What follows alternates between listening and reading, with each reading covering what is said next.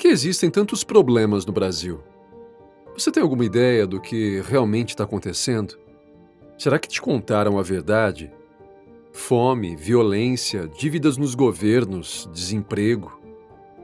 Infelizmente, tudo isso faz parte de nossa realidade. Eu sou André Lourenço e hoje vamos conversar sobre o que realmente está acontecendo no Brasil. Sem fazer política, vamos falar a verdade. E é muito verdade que eu quero que você curta esse vídeo e se inscreva em nosso canal. Vamos ser grandes amigos.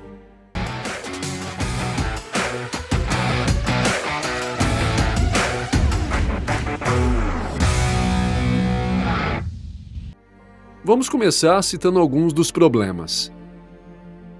O número de famílias na extrema pobreza no Brasil atingiu o maior patamar desde 2014. Uma pessoa é assassinada a cada 9 minutos. O déficit na Previdência já passa dos 368 bilhões de reais. As queimadas na Amazônia e no Pantanal batem recordes. Inúmeros casos de corrupção e negligência durante a pandemia custaram milhares de vidas. Se continuarmos a listar e detalhar, vamos ficar aqui por horas e não vamos finalizar o assunto. Dependente da sua opinião política, você sabe que alguma coisa tem que ser feita. Alguma coisa precisa realmente mudar. Mas e se eu te pedisse para dizer o maior de todos os problemas, aquele que, se resolvido, mudaria tudo? Você tem alguma resposta para isso? Se tem, coloca aí nos comentários que eu quero saber sua opinião. E se você pensou em corrupção, saiba que está dentro das estatísticas. A Datafolha, em 2015, fez uma pesquisa e descobriu que o brasileiro culpa a corrupção como o principal problema que o país enfrenta.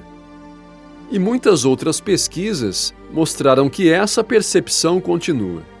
Mais de 30% dos brasileiros acredita que a corrupção é o pior problema do Brasil. Você concorda com eles? Mas temos uma medida para definir o conceito de maior? Já se foi calculado o tamanho do prejuízo gerado pela corrupção. Ao todo, em um ano, a corrupção fez um rombo de 200 bilhões nos cofres públicos.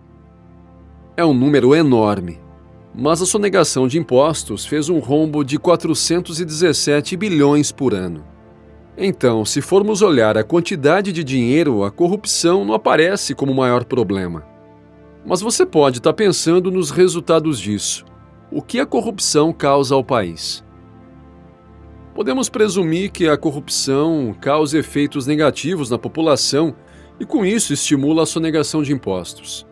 Nesse caso, ela seria a estimuladora não só desse, mas de problemas como desemprego, desigualdade social, violência, pobreza, falhas na educação e saúde, entre vários outros. Pensando assim, vamos criar uma situação hipotética. Um brasileiro resolve se tornar um justiceiro e mata todos os corruptos do país. No dia seguinte, o Brasil seria melhor? Isso impediria que novos corruptos surgissem? Esse processo é bem mais antigo e enraizado do que parece. Desde o século XVI, funcionários públicos praticavam o comércio ilegal de ouro, tabaco e pau-brasil.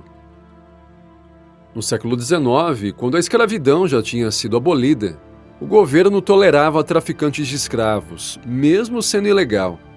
Podemos pensar que depois desses foram surgindo novos corruptos. Sempre foram surgindo. O justiceiro não se sentiria satisfeito. Primeiro, que provavelmente ele iria ser preso. E segundo, porque ele veria nossos corruptos serem eleitos e continuarem todo o processo. Será que é mesmo a corrupção que causa a sonegação? Ao invés de mandar dinheiro para corruptos, você prefere manter para você mesmo? É tão simples assim? Isso até que é, em partes. Verdade, viu? Até porque não é todo o dinheiro que é roubado. Uma parte vai para os hospitais, para a infraestrutura e para as escolas. Por mais que não seja suficiente, mas vai. Parece que nem todas as pessoas se importam com isso. Eu vou levantar uma outra hipótese. Se o justiceiro matasse todos os corruptos, a sonegação acabaria? Todas as pessoas pagariam seus impostos pensando no bem comum? Tenho certeza que você já respondeu que não. Nem toda sonegação é por inconformismo com o governo. Por exemplo, há pessoas que sonegam porque precisam do dinheiro para comer. Não ganham o suficiente para pagar todos os impostos. Há quem diga que, se pagar todos os impostos, sua empresa fale e precisaria demitir os funcionários. E claro, sabemos que existem as pessoas que sonegam sem qualquer necessidade, apenas por egoísmo, porque não se importam com o país. Se interromper bruscamente a corrupção não resolveria os outros problemas. Podemos entender que ela é apenas a consequência de outro problema. E qual será esse problema? Como fazer para encontrar a raiz? O que causa a corrupção? Seria a falta de fiscalização?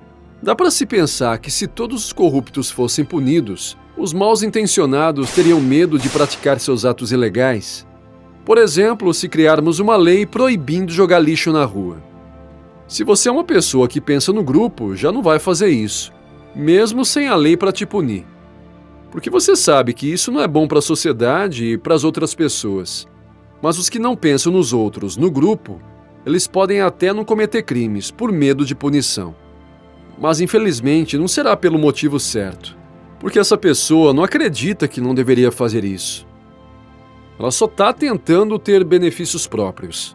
Se ela tiver como driblar essa fiscalização, ela vai fazer. A fiscalização eficiente consegue amenizar a corrupção, mas não seria o suficiente.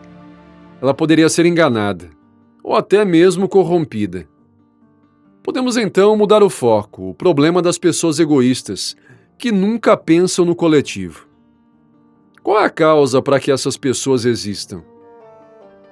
Elas não estão apenas entre os políticos. Temos que ser sinceros, elas estão em toda a sociedade. Muita gente pensa que as pessoas entram bem intencionadas na política e são corrompidas lá. Isso não faz muito sentido, porque se todos chegam lá bem intencionados, quem corrompeu os que já estão lá? Quando isso começou? A grande verdade é que a corrupção é eleita. As pessoas corruptas já eram corruptas ou mal intencionadas antes de entrar no poder. Quando elas entram no ambiente político, é como se fosse dado a elas a chave do cofre. O meio em que estão facilita que suas más intenções sejam praticadas, e com ganhos muito maiores. Vamos então realinhar nossa busca. A corrupção não nasce no governo, ela chega até ele. Então, onde ela nasce? Será que ela é da natureza do brasileiro ser corrupto individualista? Se isso fosse verdade, não haveria solução. Se é da nossa natureza, então todo brasileiro é individualista e egoísta. Isso é verdade? Não existem brasileiros que não sejam assim? Se pararem de te fiscalizar, você vai se tornar corrupto?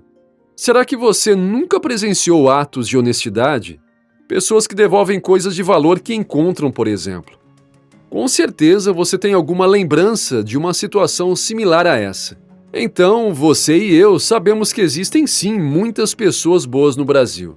Se existem pessoas tanto bem e mal intencionadas, em que momentos elas tomam a decisão de serem ou não egoístas? Agora nós vamos para um momento da vida muito importante. A infância. É quando estamos mais receptivos à educação, ao aprendizado. Em casa ou na escola. Quando crianças, estamos absorvendo o mundo à nossa volta. A Universidade da Califórnia realizou um estudo que aponta que o principal período de formação da personalidade é dos 2 aos 7 anos. Depois dessa idade, é claro que a criança continua aprendendo e pode ter seus traços de personalidade alterados. Até mesmo quando adultos, nós podemos mudar nossos traços de personalidade. Mas a raiz da nossa personalidade é formada dos 2 aos 7 anos. Vai sendo necessário perceber a necessidade da mudança e fazer esforço. Muitas pessoas têm seus conceitos sociais formados aos 7 anos de idade.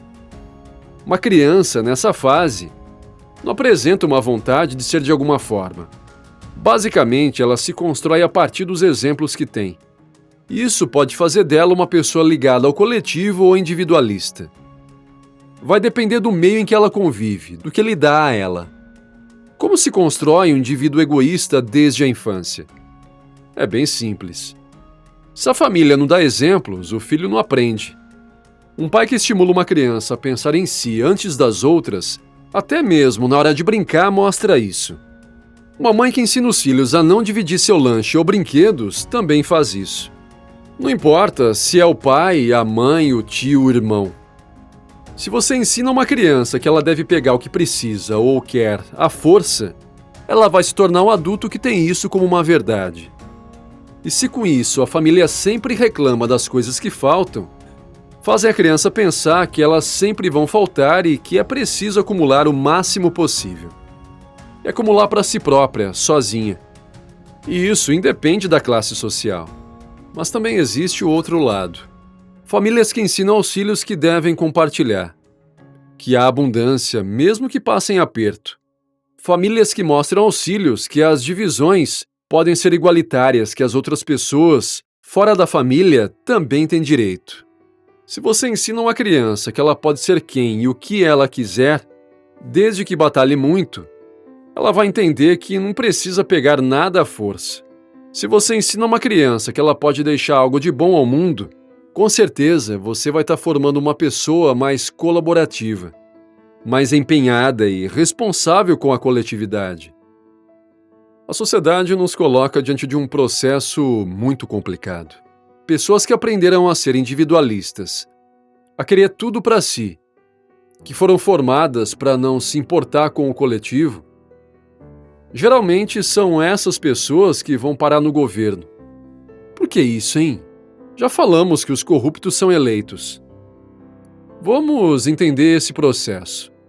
A ideia de escassez aliada ao pensamento de que temos que acumular de forma individualista assusta as pessoas. Principalmente aos menos favorecidos, que passam dificuldades para se manter. Hoje, cerca de metade dos brasileiros vive com menos de R$ 413 por mês. É muito fácil fazer essas pessoas pensarem que tirar proveito onde for possível é benéfico. Que elas têm que adquirir o máximo para si a qualquer custo.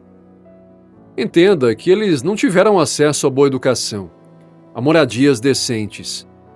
Ninguém ensinou essas pessoas que se deve olhar para o coletivo, que só assim a vida melhoraria para todas. E infelizmente as pessoas mal intencionadas oferecem a elas o que parece mais fácil e imediato, as medidas populistas. E para elas isso parece ótimo, pois seus problemas de escassez vão ser resolvidos rapidamente. E como essas pessoas são um número muito grande, elas elegem os políticos que prometem isso. Como esses políticos conhecem a realidade, eles sabem que essas pessoas acreditam que precisam ser ajudadas. Elas não desenvolveram uma responsabilidade social de que precisam contribuir com o coletivo e depois beneficiar-se de seu desenvolvimento. Inclusive, no vídeo sobre tudo estar caro e o real ter se desvalorizado, nós vimos como isso garante voto, mas faz mal ao desenvolvimento do país.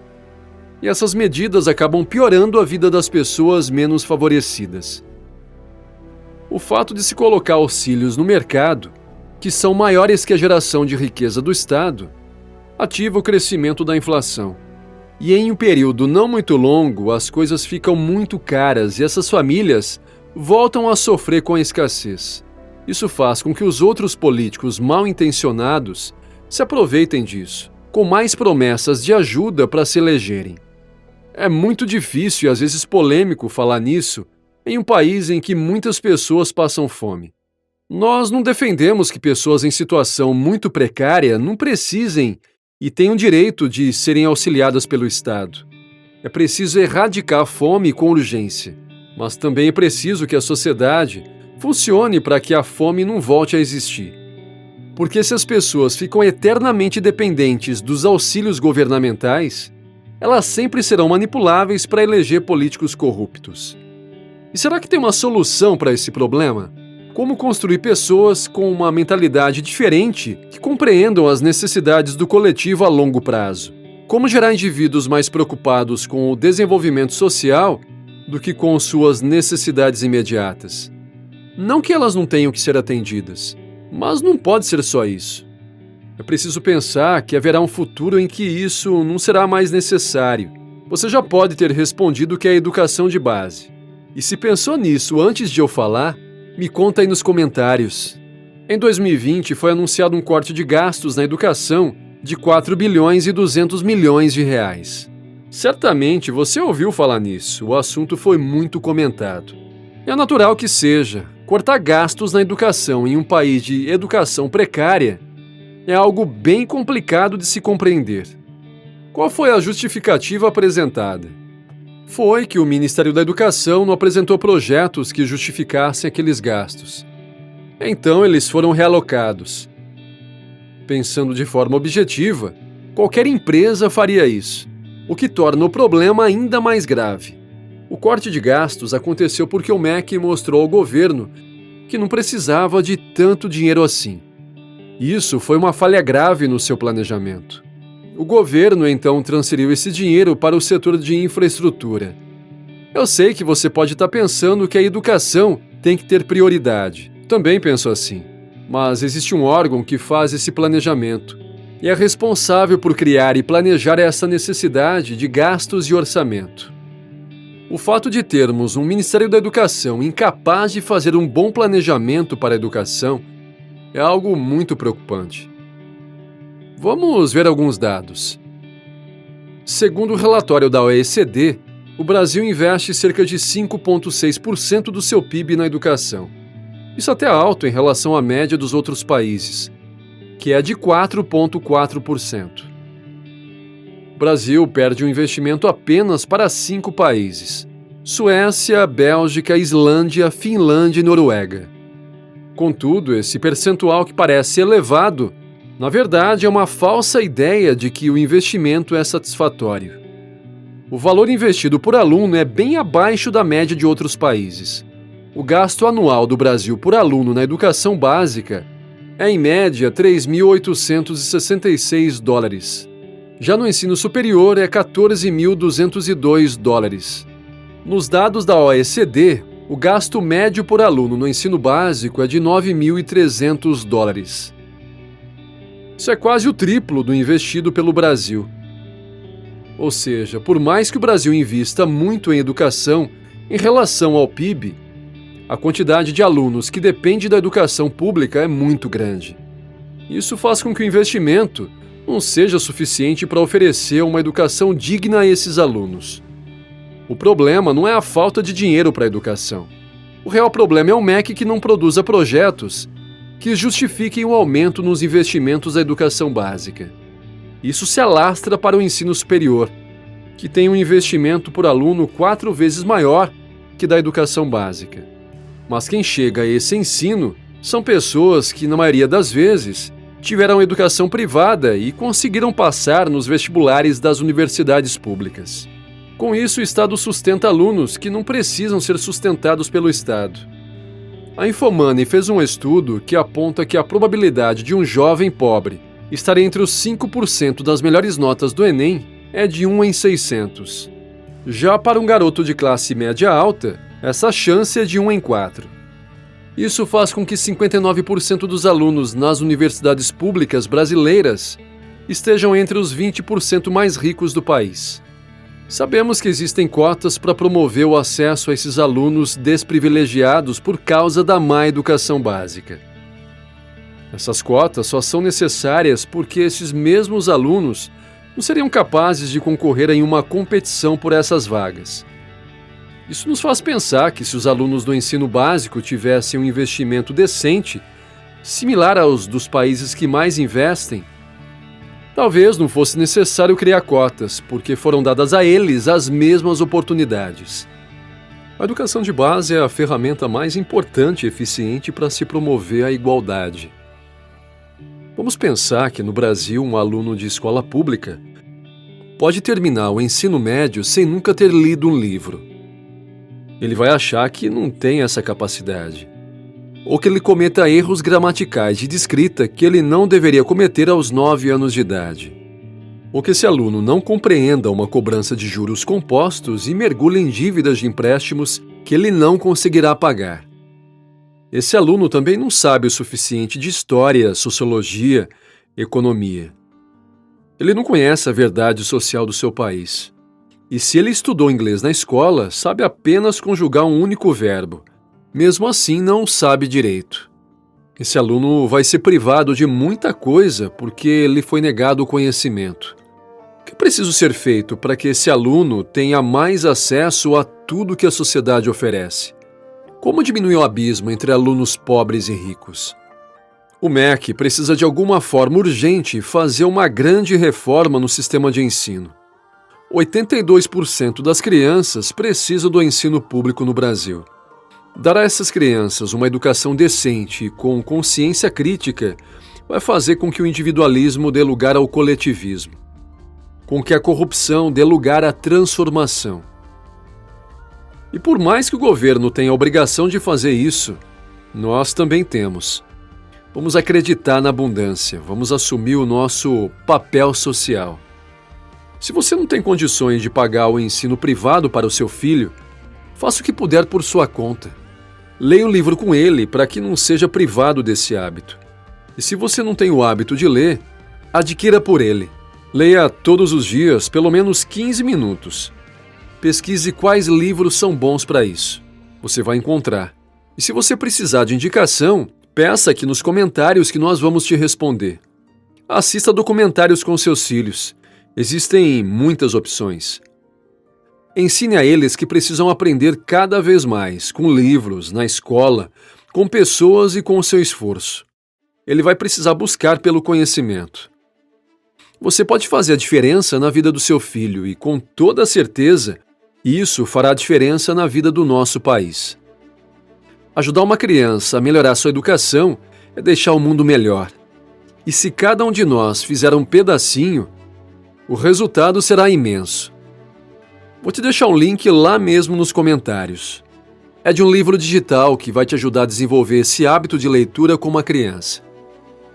Ele te instrui a como fazer isso e traz uma história montada para lerem juntos.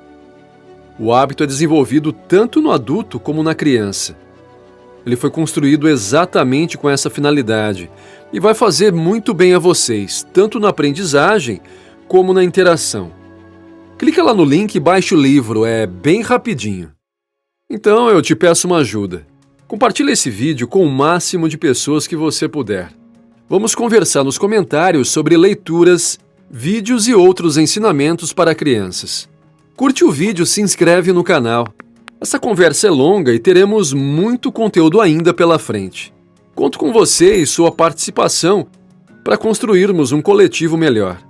Não para o agora, mas para o futuro. E sempre que pudermos, vamos trazer conteúdos incríveis e interessantes. Nossos vídeos têm função de entreter e ensinar. Agradeço por nos acompanhar até aqui e fico feliz por saber que nos encontraremos brevemente em outro vídeo. Até lá!